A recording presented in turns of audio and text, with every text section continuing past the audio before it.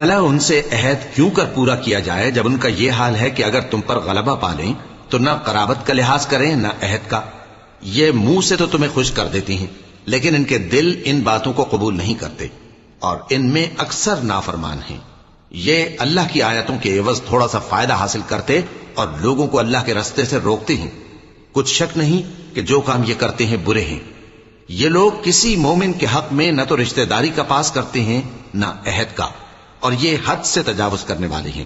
اب اگر یہ توبہ کر لیں اور نماز پڑھنے اور زکات دینے لگیں تو دین میں تمہارے بھائی ہیں، اور سمجھنے والے لوگوں کے لیے ہم اپنی آیتیں کھول کھول کر بیان کرتے ہیں.